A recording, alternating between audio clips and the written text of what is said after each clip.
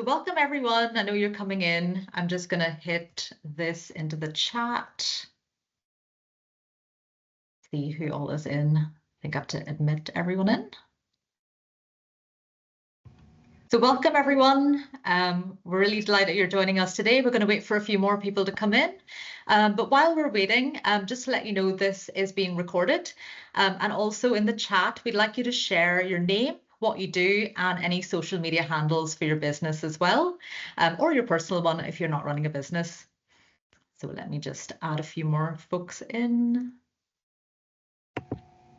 They'd love to know what you do as well. So in the chat box, you can add your name, what you do, and any social media handles.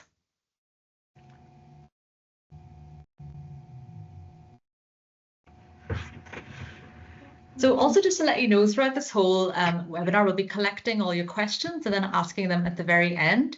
So if you think of any questions throughout, especially for Mary, who's going to be fantastic, really looking forward to her presentation, you might have some burning questions for her. So if you share them in the Q&A box rather than the chat throughout the presentation, we'll collect them and then ask them at the end. But in the meantime, share your name, what you do, and any social media handles in the chat. We'll just give a couple more minutes until everyone arrives in as well.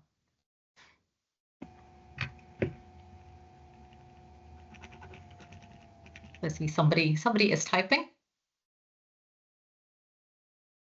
Maybe we can introduce ourselves in the meantime as well as to who we are in terms of the team. So I don't know if you want to kick off, maybe Diane, and just say a couple of words about yourself.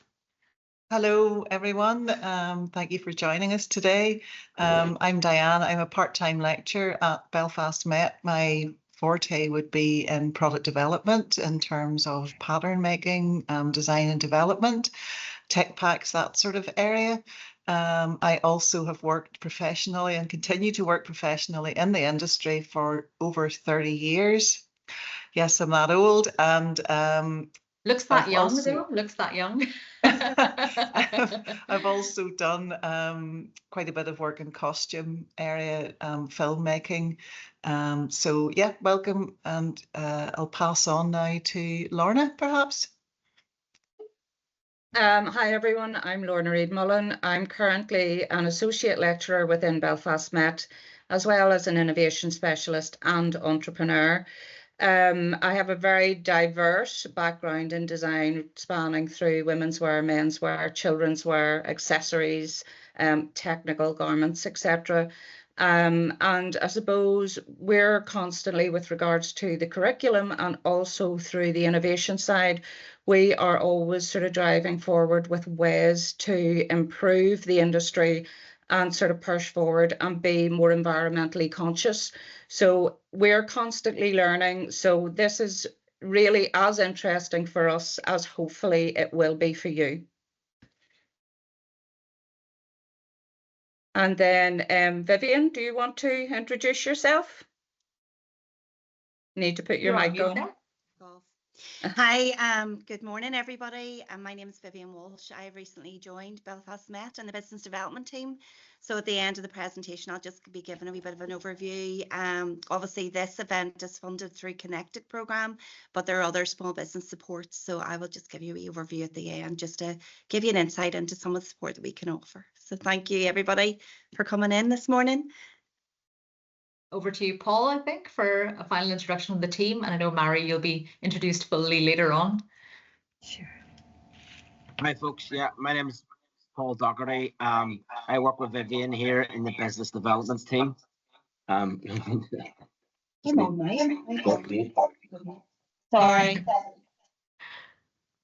Sorry, I'm just actually sitting beside Vivian at the minute. That's probably why you're hearing a bit of an echo. Yeah, I work in the business development team here with Vivian. And with all the lecturers here, we would work on different programs. I'm sure Vivian will be touching on this at the end. Some of the programs your businesses might be able to avail of through the Connected program, through the Innovate Us. Then there's accredited training through Skills Focus and Skill Up and things like that. So we'll touch on that at the end. But yeah, my name is Paul Doherty, so I work with Vivian. Fantastic. Thanks, Paul. And I'm Karishma. I'm a multidisciplinary designer. And for the Belfast Met, I'm a consultant trainer. I work on a lot of the innovation programs, especially with Lorna as well. And we work with a lot of fashion and textile SMEs, micro businesses and designers as well. I'm also co-founder of Belfast Design Week and Venture Folk as well. So really into the world of design and innovation across lots of different areas. So I'm just having a look at the chat to see if anyone's introduced themselves. And we have a principal of a school, very interested in all areas of sustainability and a keen sewer myself. Fantastic. So you can keep sharing this throughout. You can share into the chat. You can ask any questions in the Q&A box. And then just to make you all aware, this is being recorded as well. So I'm just going to share my screen, and we're keeping the big reveal of Mary till a bit later. So we'll be having a proper introduction for Mary a bit later on. So let me just share my screen here, and you can let me know if you can see this okay. Yes. Yes, okay, good. That's a good start. You can see the full thing? Fantastic. Okay, so welcome everyone. I know there's a few people probably still coming in, but just to kick off, this is the Conscious Design series, and you're part of our first webinar, which is Designing for Our Planet. So just to let you know, we're across a lot of different social media platforms with Belfast Met. We're on Instagram, we're on LinkedIn, we're on Twitter/X, whatever it's called these days. And also you can use the hashtag Conscious Design as well. So if you're sharing something online, you can tag us or you can use that hashtag as well. And feel free to email us afterwards if you have any further questions or you want to join any of the resources Vivian's sharing as well. So this is a follow-on from what we were doing a couple of years ago, which was the sustainability series. And really, it was a big series of events and resources. We brought lots of different speakers together as well, the likes of Jump the Hedges, Elvis and Cressy, and many more. And it was again to support fashion and textile SMEs, micro businesses and designers as well. And some questions kept coming up throughout this. The big one was about sustainability, how we can source more sustainable fabrics or ways of working. Supply chain and manufacturing, so where can people go to actually create things, and also collaboration, so who else works in the space, because often people are working on their own and they don't know who else exists in that space. So this is why we came up with this new idea for the Conscious Design series, which is on this year and going forward. And it's all to do with talks, discussion and workshops, but the main thing is putting it into action, because it's great chatting about all of this, but unless we see it active and in the community and people actually creating this for their businesses, then it's not working. So this is all about practical ideas and steps, lots of different expertise across different guest speakers as well. I'll let a few more people in there. And also forging a strong network as well with everyone here, because we can create our own network of fashion textile experts, designers, businesses, and we can create a stronger community that way as well for future projects. So this is our team that we've introduced already. So Mary Louise and Margaret are not on this call at the minute, but they're also a key part of our team. And you can reach out to us after this as well. And we'll be talking throughout the webinar series and events as well. So you'll hear myself for this one, but there'll be different people introducing each of the events as we go on as well. So this is all part of the Connected programme from the Department for the Economy. And the big things for Connected are knowledge sharing, so bringing knowledge from academia, but through to further education, higher education, and into businesses. So seeing those practical bits of knowledge shared and made into something. It's also about innovation, so creating new products, creating new ideas and discoveries as well, and all about collaboration. So this is really what we're trying to do across all of these webinars as well. So just to give you a bit of context, there are a lot of different sustainable design principles and ways of working, but recently I had the luck really to attend the Source Fashion trade show in London, and it was fantastic. It was absolutely enormous, loads and loads of suppliers from all over the world. There were across 25 different countries, people that were across garments, packaging, fabrics, accessories and more, and lots of panels and discussion as well. But the reason we'd gone there was to discover sustainable sourcing, and the interesting thing was a lot of those suppliers weren't necessarily sustainable. So some of those were sustainable, but what we discovered was that actually the panels and discussions were where the sustainable action was taking place. So I've created a bit of a summary for some of the key panels I attended to give you the things that people were talking about. So the first one was with Stuart Trevor, who is the founder of All Saints, and he had a title for his talk about a clothing company that doesn't produce clothes. So that was very intriguing. So how can a fashion company not produce clothes? But he was talking about this return to DIY. So he's from this real punk and music background, and how people are getting more into that customization, personalization, and relearning really how to get those hands-on skills. He was talking about rethinking waste. So his new brand is actually just going to military surplus warehouses using dead stock fabrics and how they can be turned into garments as well. And he was talking about looking at monofibers. So a lot of fibers are now mixed, but actually then they're harder to recycle or turn into something or degrade potentially as well. So he was talking about being monofiber forward. He was talking about looking at the long term. So how can we really plan for garments that are going to last for many years? He was talking about how Gen Z coming up is actually preferring to buy vintage and secondhand fashion and textiles, which you might have all experienced as well, but also that there might be a necessity for businesses to move into this area. So even if businesses are not really interested in sustainability, there might be legislation coming in where they're going to have to shift in that direction as well. There was another panel which was quite interesting. It featured Neem, Bags of Ethics, and Fashion Declares. So they were talking all about the supply chain and transparency. So how can we know our supply chain all the way back to the farm or the source? They were talking about how we can actually focus on a single product within our collection, taking it from the start to the end, and really seeing how that works, so then we can start implementing it into other areas. They were talking about a product passport, so having a label which you could maybe scan with the likes of a QR code or something else, where you can actually see the sourcing and the suppliers, as well as gathering all the data as well. So you can actually have evidence, you can monitor, and you can detect any patterns in terms of how you can be more sustainable too. They were talking about measuring, so measuring things like water, carbon impact, transport or location. And sometimes we don't think about these things when it comes to fabrics, but actually all of it is really linked within the fashion industry as well, and textile sector. They were talking about building deep trust and connections with suppliers. So how can you really get to know what suppliers can do for you? So are there things that you can do that are more sustainable? You might not know about it, but your supplier or manufacturer might. But the big thing also with fashion and textiles is ethics as well. So really getting to know who is making your clothes, the ethical side of it as well, and empowering women particularly, who often end up being on the factory floors, but not actually in the powerful positions to make these decisions. They were talking about heritage and craftsmanship. So how can we go back to our roots and really discover the things that maybe our ancestors had done, things that have been passed on from the generations from generations ago.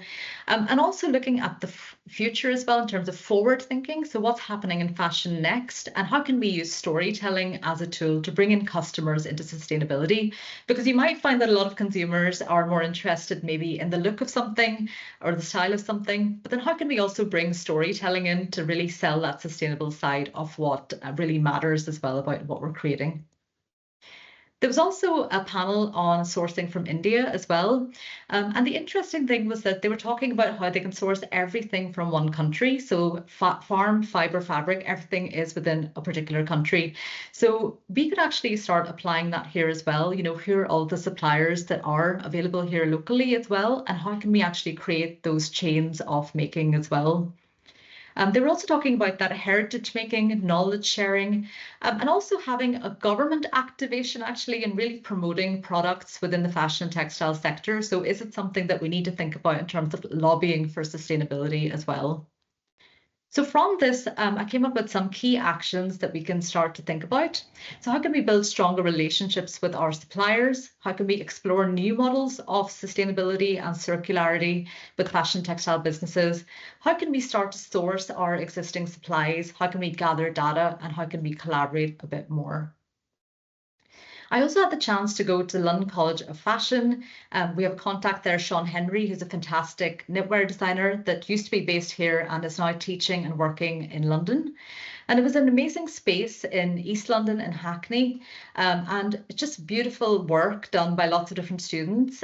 They work across lots of different specialisms, so everything from shoe design to menswear to specialist textiles, digital, lots of different things. But the interesting thing is that they also were looking at these industry collaborations like we are at Belfast Met as well. There's this real connection between learning and actually putting it out there in terms of SMEs as well. So we were also looking at things like the materials library that they had as well. So I'll show you a picture from that in a moment. It's not the person in there. So you can see that they have this resource so that instead of everyone ordering lots of samples, it's all in one place. So you can actually go in there, feel things, see where it's come from, understand the fibers a bit better, and then make a decision as to what you might want to use in your business. And I think something like this, some elements of this exist, but it'd be lovely to have more of this here in Northern Ireland as well, and have this accessible to SMEs and people outside of the educational environment as well. They were also looking at students who are using sustainable fabrics within their work. So the one on the left there with the shirt, that image is sourced from old Indian garments and things like saris and fabrics and silks. And the one on the right is looking at new types of fabrics. So looking at how you can use apple pectin to make fibers, looking at a more scientific approach to textiles as well. So there's a whole world of invention that's out there. And this was a very simple intervention that was there in the space as well. So just a sharing space for offcuts. So students can put in things like leftover haberdashery, a little bit that's left at the end of a garment, and somebody else can use that to make a prototype for something else. So really, really interesting but simple things that you can do as well. So from this, I started to think about how could we create some easy ways to share resources, just like that bin. It's so simple and straightforward, but it's useful. How can we be more forward thinking with our tech and how we can use it? How can we connect design learners and practitioners together a bit more? How can we use storytelling devices and highlight fashion textile businesses? And they were using a lot of digital media to do this as well. And how can we support relearning traditional skills like repairing and mending as well? So these were some of the takeaways from that visit as well. So hopefully that's given you a lot of food for thought in terms of sustainable principles and what we should be moving towards. But what we're hoping is throughout these webinars, we're collecting and gathering information. So at the end of it, you can create your own manifesto or way of working for your own business or your lifestyle, and you can create your own sustainable principles as well. So this is the big moment. I'm going to introduce our guest speaker, Mari Nancaro from Titanic Denim and International Synergies. I'd heard about Mari for many years, actually, from lots of different people, and her work is amazing and really just, you can see it in her presentation. I won't have to say anything more about it.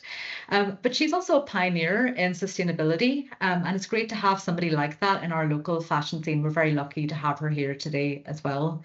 So I'm going to stop sharing here and I am going to hand over to Mari. Hello. So, Mari. Hi. Hi everybody. Thank you so much. That was some intro. I hope I can live up to it. I feel very lucky to be on your first webinar. So thanks very much for asking me to come along and take part. My story and my background goes back actually longer than yours, Diane, to probably 40 years ago when I went to Belfast Tech, which is probably now the equivalent of Belfast Met, where I studied textiles and fashion. So I'll just give you a very quick intro and then I'll show you a video of some of my recent designs. But I've always been like a charity shopper, and that was from no age at all. I think, years ago we grew up in a sustainable environment. There was, we didn't actually realize that we were living a sustainable lifestyle. Clothes were passed down, we repaired things, we bought very little because literally there wasn't a lot of money around. We never used plastic shopping bags. We, when we went to the greengrocers, we would buy stuff and it would be put into a paper bag. We only bought 1 or 2 items. We didn't buy 6, so there wasn't food wastage. And literally, I was just thinking about this yesterday. Years ago when I was growing up, there were people in families probably only had 1 car as well. So, we had the carbon emissions were much less. So, just lifestyle has changed.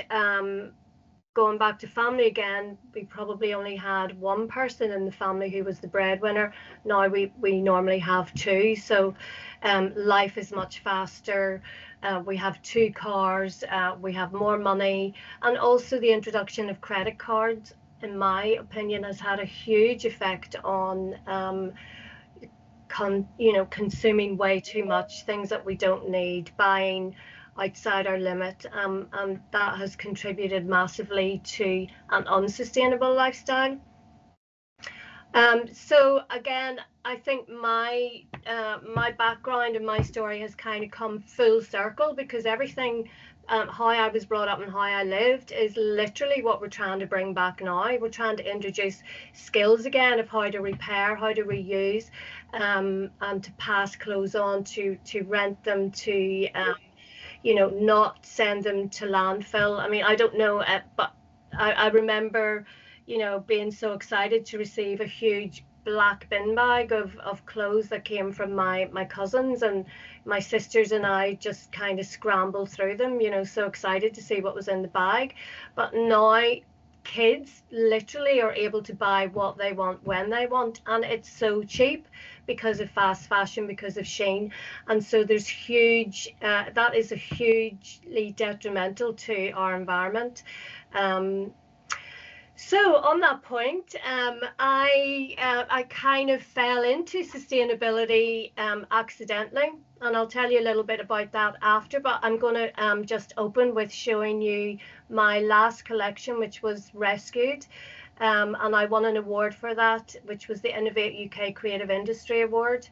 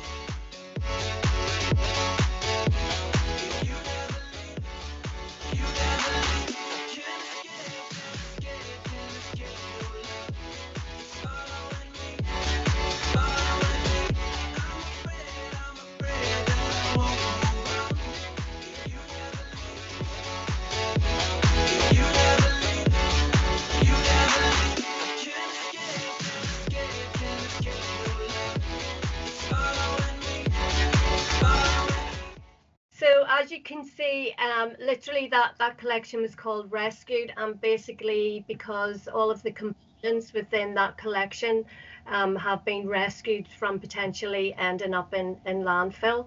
I'm just going to go through a quick presentation now, just to give you a little bit more about my background and how I ended up going into the sustainability side of fashion. So I'm just going to share my screen again.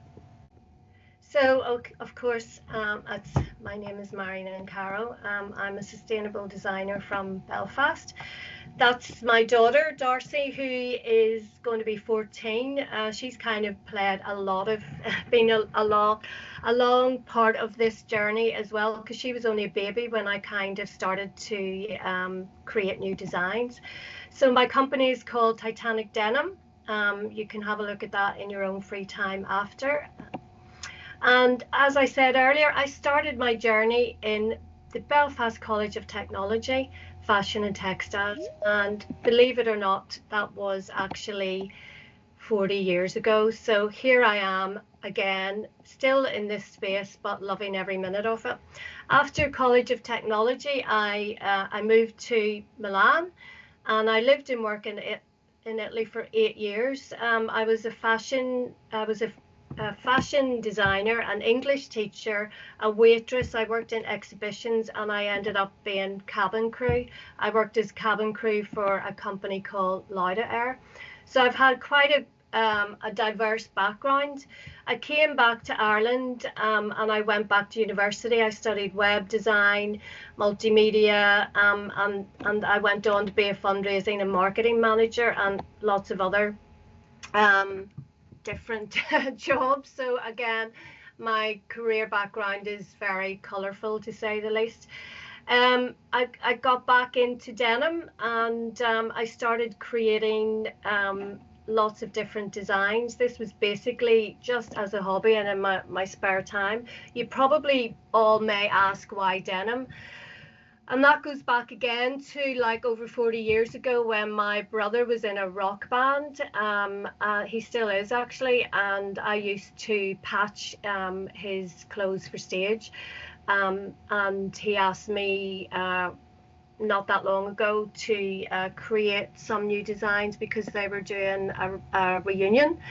And I did a small collection, and then a couple of people saw it and said, you should enter that into a fashion show. It's really cool. And it just started. It wasn't something that I anticipated turning into a business. I just really enjoyed it. It was really therapeutic for me. And I just started creating more and more designs using denim. You can see that's a denim wedding dress, all created using patches. And again, the jeans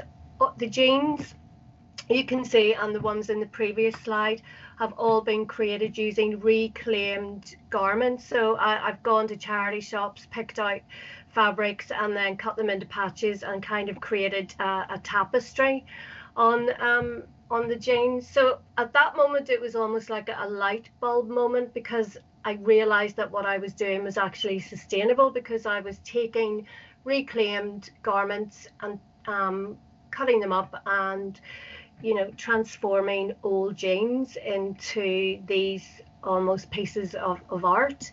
You know, they are incredibly labor intensive. As you can see, there's a lot of patches, and they are all stitched on individually. But just really cool, I think. And it's interesting what Karishma said earlier about Stuart Trevor from All Saints, that, you know, his new designs are going to be patches, sewing things on. I was doing this 13 years ago. So again, Stuart is from the same era as myself. So I can see where that kind of synergy comes from. This is my daughter again. God love her. She had to be in all of the photo shoots and different things like that. But it just shows you the huge possibilities of the designs that you can create from pre-loved jeans, pre-loved clothes, and just having a little bit of creativity and innovation. Again, there's some more. These, I've been in many fashion shows and for Culture Night and different events. And again, I think in many ways, I was kind of ahead of the game. This was over 14 years, or this was about 14 years ago. And it's really, you know, it's just taken such a long time for people to understand my designs, my creativity, and the actual ethos behind it. So in 2018, I entered the Belfast Business Awards for the Best Creative Business, and I actually won. So at that point, it was kind of like a turning point for me, because up until that stage, I wasn't sure, you know, what I was doing. Was it a business? Was it a hobby? And, you know, gaining this recognition and winning the award, I thought, wow, I must actually kind of have something here. So I started to look into it as more of a business than as a hobby. In 2019, I won the Most Entrepreneurial Woman through Women in Business. And that just pushed me. Both of those awards kind of spurred me on, pushed me on to kind of know that, yeah, there is something here. And as well as that, I was, you know, really lucky, because I just absolutely love doing what I do. However, when you have a creative mindset, you kind of tend to jump from one thing to another. So that's what I did. I went from designing jeans to kids wear. Here you can see aprons for barbers, for hairdressers, for some famous chefs as well. Sofas, I did a couple of bespoke pieces for, that was for a juice bar. So I just, you know, couldn't get enough of creating new things using denim, and I just enjoyed every second of it. Here you can see me creating my own pattern for my for the car seat. I actually do have a Fiat 500, and that car seat belt came from a collaboration between Fiat 500 and Gucci, and I used that car seat belt in the rescued collection. So there was some left over, and I created my own bespoke car seat belt. So a bit mad, but that's me. While I'm doing all of my creations and working and looking after my daughter, I also work in wardrobe and costume, and I've worked with some of the top music artists that have come to the SSE arena. Oh, it's a bit messy here, but I've worked with Michael Bublé, Miley Cyrus, Robbie Williams, Lizzo, Fun Loving Criminals, Bob Geldof. Lots and lots. You can see on my website just all of the different artists I've worked with, and I actually had the opportunity to make a pair of jeans for Katy Perry, which actually hit the newspapers. So that was me. That's 10 years ago actually. Katy Perry's coming back in October, so I'm hoping that I might actually get to work with her again. And there you go. That's just an article in the newspaper just about me making jeans for Katy Perry. Some of the other backstage with some of the other artists I've worked with, Bob Geldof. So anyway, you're probably getting from this, my goodness, your life is just so like full on, and it is, but that's just me. In 2021, I applied for the Innovate UK Creative Industry competition, and I actually won it. I won it for a collection of bag called Rescued. That's actually the video that I showed you earlier of the collection. So this collection was created using reclaimed components, pre-loved jeans, dead stock bag lining, Gucci Fiat 500 car seat belts, dead stock leather. That's me just pretending to sew the collection. There's 4 different designs, both in black denim and blue denim. The black denim have the BMW M series car seat belts, and the blue denim uses the Gucci Fiat 500. The collection got into the Good Store in London. I also sold on Wolf and Badger website. So these are just some of the other designs you can see at the Titanic. This was at a sustainability event when Harriet Lamb, the CEO of WRAP, actually held the bag up as an example of clever innovation. So that was a really nice moment. So doing all of this, I felt like was necessary, or I wanted to create awareness about the damage that fast fashion has on our planet. I think that, you know, there's still a huge need for education and creating awareness. So I designed and delivered rescued workshops and corporate green events. I go to corporates, or I go to community centres or different events, and I run workshops. This one that you see here was with Brink, and we created little barista aprons, and they were made out of denim. So anytime I do a workshop, I give a talk about denim and how it is one of the dirtiest industries in fashion. I go through a few statistics and just create awareness, and most of the time, most people are shocked to hear the facts. And so I believe, you know, moving forward in pushing a sustainable environment, we need a lot more education. So through the workshops, I'm able to bring that forward. I also do sustainable fashion talks when possible, and that's somewhere I work with companies as well. That's IKEA. I created a new cover for one of their sofas that they had in the circular hub, and that was with Bernardo's, using jeans from Bernardo's and some of their curtain fabric that was in their circular hub as well.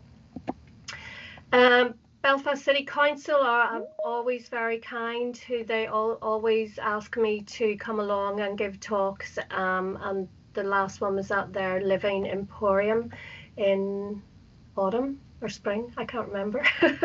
And you can see a lot of my different designs there, which I will talk about after. So yeah, as well as being a sustainable designer, I also now am a sustainable business practitioner. I work 2 days a week for International Synergies. So who is International Synergies? International Synergies run resource matching workshops. And that's how I actually got involved in them. I used to go to their workshops where I met Jacqueline, who is now the director in Northern Ireland, and my boss, and Liam, who was instrumental in helping me source materials. At a resource matching workshop, you are able as a business to put down all of the resources that you're looking for that might help your business develop. And you can also put down resources that you have that could be passed on to other business. So it's an absolutely brilliant program. It offers tailored support to help businesses identify reusable materials, connect with potential partners for resource reuse, and realise cost and carbon savings. So we just got our new contract renewed, so that's fantastic news for them. This was me before I even joined International Synergies. I used to help them and go to some of their events and showcase some of my work just as examples of what you can do. So literally it was just saying that, you know, waste resources are sometimes classified as waste, but waste is actually, to me, fantastic resources. So International Synergies then connected me to a company called Smiley Monroe, and Smiley Monroe actually make conveyor belts. They had asked me if there was anything I could do with a tarpaulin that had been lying in their warehouse for many years. And so I went along to have a look at it, and yep, I made it into these are actually little folders, but they use these folders to put their conveyor belt samples in. So when they go to trade shows and they have a client who's very interested, they gift them this, it's like a laptop folder with their sample inside it. So it's a great way of reusing you know, waste that they have, or residual resources, but also fantastic for that company to demonstrate, excuse me, their green credentials. International Synergies also introduced me to Heron Brothers, where I did a small project converting their high-vis vests into little drawstring buys, which they gifted to one of the local schools, and I also did reflective armbands from them. So really nice projects like that are fantastic for companies to showcase their social responsibility. So I joined the team, International Synergies, just in November, so I'm still quite new to the company. But now when they do workshops, they ask me to give a little talk just about what I do and how I have been able to create new products from other companies' residual resources. Yes, so these are just some photographs of me. There's the Lord Mayor of Belfast. I did a workshop making Christmas stockings from jeans, and Mickey got his own Christmas stocking. Industry textile resources is something that I am now looking into since joining International Synergy, or sorry, working with International Synergies and being introduced to companies. It's kind of given me a different angle to investigate, to explore. So I'm now looking at industry textile resources and giving companies an opportunity to transform their textile waste into new products. So I'm transforming it into corporate merchandise.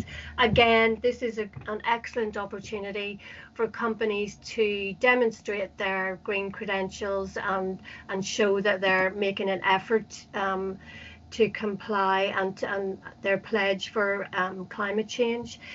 So to do one of the projects, I actually worked with Lorna, who just spoke earlier, on an Innovate Us program, and I created these fabulous, well, I didn't create them, I worked with Lorna, who helped do all the patterns and everything.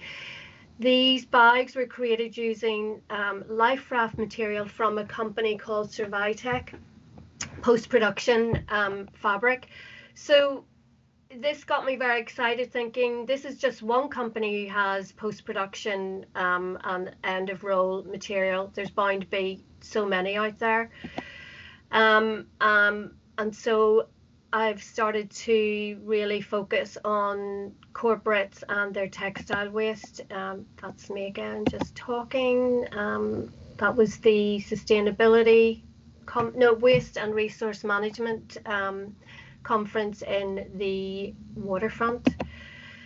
So I'm sure you're all tired listening to me, but this I then recently did the Go Succeed program, and that's me on a billboard in Belfast. I had to go and sit beside it just to have it as a reminder, and I got really good response as a case study for the Go Succeed project, which has brought great new opportunities, and I was actually awarded a grant from Belfast City Council Go Succeed just today, which I am going to use to start the new area of my business, which is the Rescued by Mary Nancaro, and that will focus on the corporate side of textile waste. So I'm going to stop sharing because I'm sure you're all exhausted listening to me. That's me back. That's fantastic, Mary. That's such a range of lovely things. Yeah, it's I know, It's exciting. I know.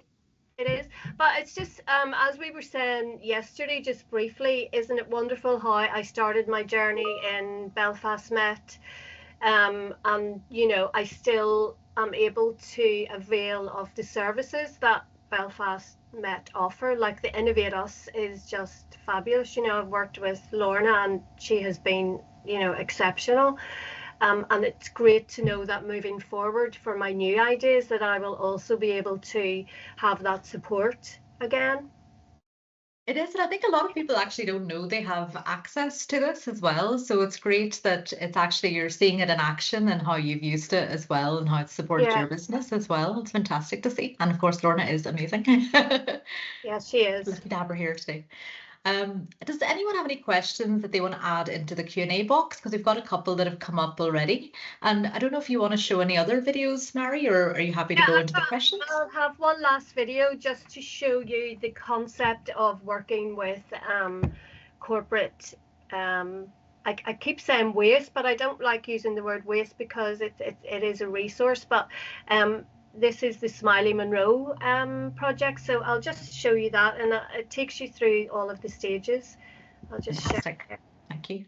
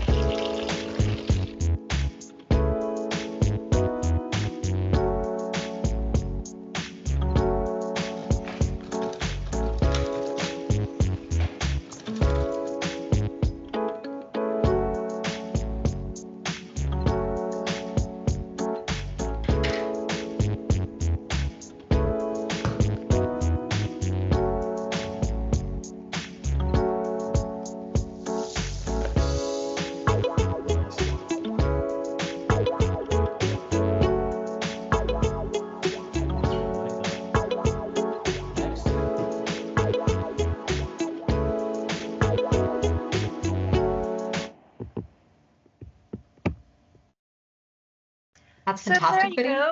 That's me. That's me in a nutshell. That's brilliant. Thank you so much. That's fantastic presentation. We have a few questions already, and we probably have a few more coming up as well. So the first one we were asked is there a directory anywhere of local makers or sellers of sustainably made fabric, ideally fabric suitable for dressmaking? I don't think so. However, through international synergies, you are able as a business to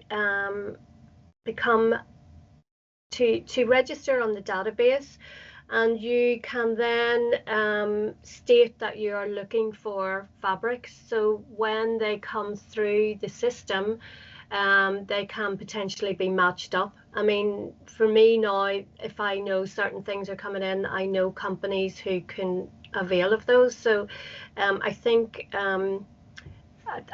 Belfast Met are actually on the database. So that could be a good way. I mean, it would be really cool if you had a space where fabrics could be kept, you know, that then they could be shared. But I don't know if that, you know, if you have that. We actually in Belfast Met, we would be offered quite a lot of fabric from different companies. And the problem that we do have is storage as well. So there's only a certain amount that we can actually keep ourselves, and then we do pass on to sort of other people within sort of the industry and that. But what I would say is, even if you want to get in contact with the like of International Synergies through Mary, or even through to Belfast Met, if we're ever offered something that we don't have capacity for, it's something that would be a good resource for schools or education or people working in craft or arts. You know, by all means, reach out, and if we come across anything, we will certainly pass that information on. Yeah, that would be amazing. As well as, you know, textiles, we also are able to assist companies with other things like tables, chair. I mean, I was able to get my whole studio more or less, you know, rigged out with chairs, tables, desks, everything like that. So there are opportunities there for people who are starting up their own business, like I was then, and they don't have a lot of money to avail of those services, which is just fantastic. And on that as well is a question that's come in for any advice on getting started. So if somebody has not done anything yet, what is your advice for somebody to get started? To start up their own business as a sustainable... In this space, yes, I think they mean in the sustainable fashion textile space. Yeah. If you want to add anything more to that, whoever asked the question. But yeah, if in that space. I think any advice that I would give is that you definitely need to be passionate about it. That you know, don't just go into something because maybe it might be kind of fashionable at the minute to be a sustainable designer. It isn't, you know, being a sustainable designer is labor intensive, and a lot of your designs will take a lot of time, and also then the cost has to reflect that. So you are going to be hitting a market that isn't relatively cheap, and so it's something that, you know, you need to be really passionate about. You need to focus, and you need to work damn hard. Definitely, I think that's one of the big things. On that as well is another question about the biggest challenges you've faced as a sustainable denim business, and how have you overcome them?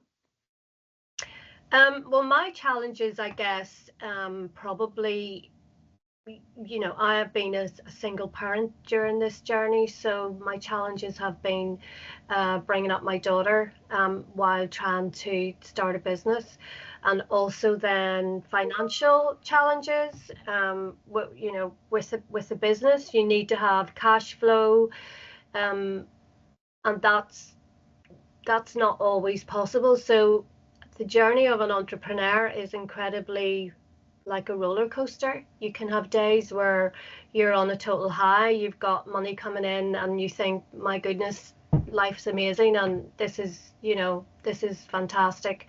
And then days when literally, well, for me anyway, I'm like just thinking, you know, I need tomorrow to come so I get paid so I can, you know, buy things. But that's, you know, I think anyone in that space can, you know, agree with me on that point. It is very challenging and you have to be a certain type of person to survive. It is being resilient, isn't it? Because, you know, you do have to, it's not as delightful as people like to think it is sometimes when you're starting up a creative business and going to that area. It can be very challenging, and even the work-life side of it, as you were saying as well, you know, being a single mum, and that's really difficult to manage all of that as well. And I think people don't realize sometimes the amount of energy and effort that goes into it as well. Could I also just add, yeah, sorry, course, very yeah. quickly, Karishma, with Mary, I've known you for a long time and you have been working on this for quite a long time, but one of the key things that we do have to think of as a business owner is about innovation and change and moving forward, and that ability to pivot and change to match the environment and the community and what is current and what you can be doing to be seen to be current. And Mary has shown how she has had to be very innovative in that she's had to sort of rethink her business model and rethink and develop her products, and how that business has moved and grown as you have gone along. I think one of the main things, and businesses do struggle, if you become stagnant, you can be drowned out in quite a noisy marketplace. So you do constantly need to be sort of thinking ahead and thinking about sort of change and innovation. Yeah, absolutely. I think also now it's so competitive in the sustainable circular fashion space, because it has now come, like, if I can say, so fashionable, and you've got top designers like Stuart Trevor, like Dolce & Gabbana, like you know, all of the very top designers who are doing potentially what some very small designers have been doing, but because they've got their, you know, their brand, then they can fly with it. So that's what the difference is. You've got small companies like myself who maybe are doing some, you know, have been ahead of the game and doing something totally innovative and you know, new, and then you get some of these really well-known designers who catch on that this is the new trend, and then they just go with it, and the competition is like fierce. You know, you cannot compete. We've got a few more questions in here. We've got a question that says, Mary, I found a few old cinema poster drops in my garage during a clear out, the ones you'd see hanging from the upper balconies in the Odyssey Arena. They are likely too plastic to be used as a wearable fabric, one split rather than was torn when I moved it, but I'm inspired by your reuse of unconventional materials, for example, the Smiley laptop cases. Are there any patterns or projects you would recommend for a material like this? I would probably have to see the material to see how flexible it is. But yeah, definitely. I mean, you can do sustainable shopping bags, tote bags. Again, I would need to actually see the fabric. If it is, you know, more plasticky or it's like fabric based, then yeah, there's lots of things that you can do. Would you ever use it for also wadding and padding out things as well, if it can't be turned into something that's an outer layer? The drop that no, I don't think in so. terms of waste fabric. Stiff. I think that might be too stiff for a wadding. Yeah, I think it. You couldn't shred it or anything, no. I haven't done any shredding or anything like that. Yet. Anyway, I haven't gone down that path of recycling through shredding, but yeah, potentially it could be shredded and reused.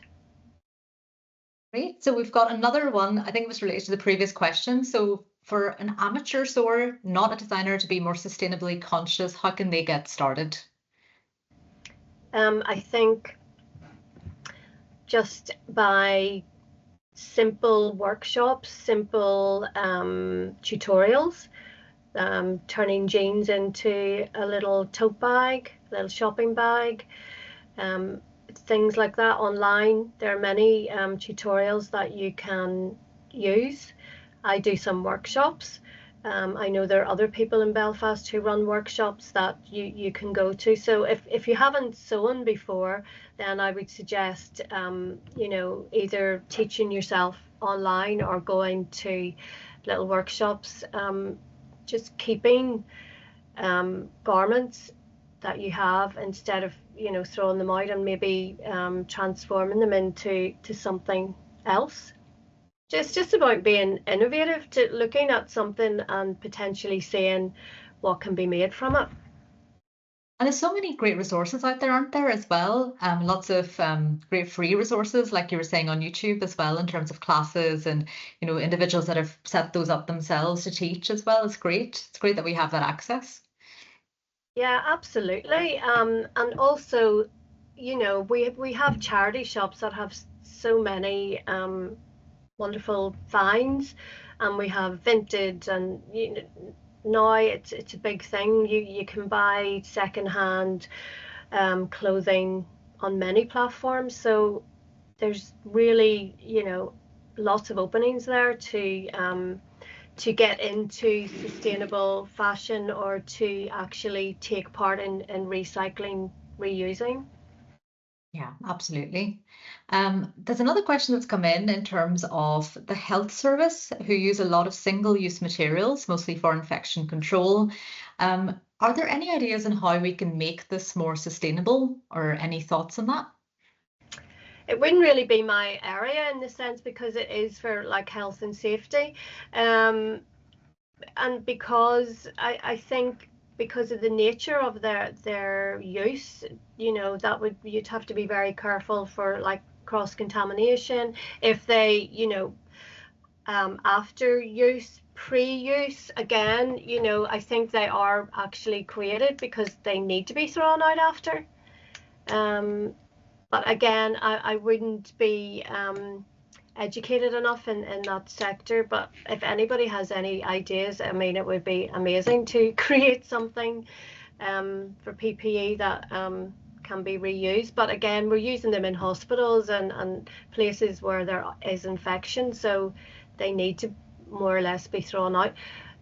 If they can, and they're probably burnt after, I would say, you know. Incineration. Yeah.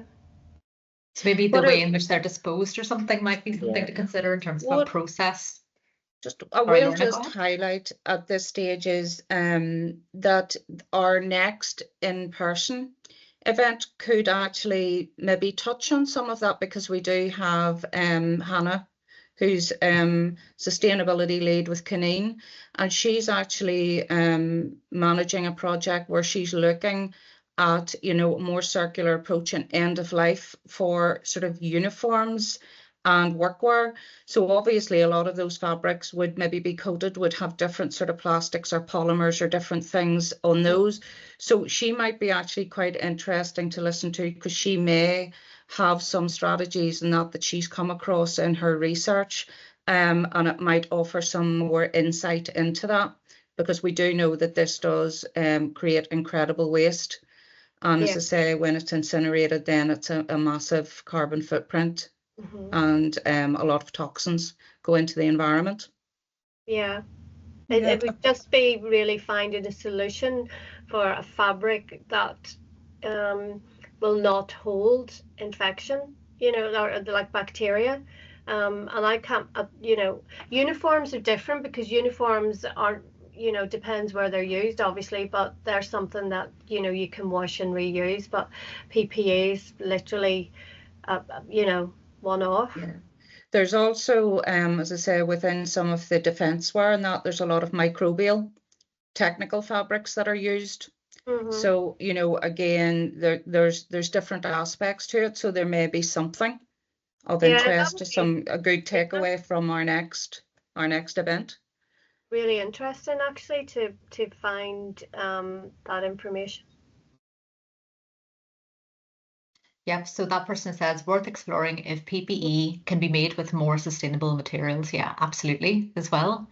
It's that challenge, isn't it, with the coatings and then making it sustainable and how we can create something that is both things. Yeah, I think Diane, sorry. As you said, Karishma, in your presentation earlier, I think, the big thing future is trying to get fabrics that are not blends of other fibers put together to have, fabrics made from one fiber group, and then that and by nature makes them more recyclable and more sustainable from that point of view. So that may be an area for future PPE development. Yeah, that's absolutely true. I mean, even if you take denim that's made from 100% cotton is obviously more sustainable than denim that has lycra in it. So trying to recycle denim that has lycra in it is, takes forever to decompose as well. Absolutely, and there's so many fabrics like that as well, that mix. We've got one last question then before we go to our resources, which is, love your work ethos and business model, very inspiring. I am a freelance designer for a small business working on slow fashion. Would you still class this as sustainable? Would love your opinion. Slow fashion, timeless wardrobe staples, trying to focus on quality over quantity.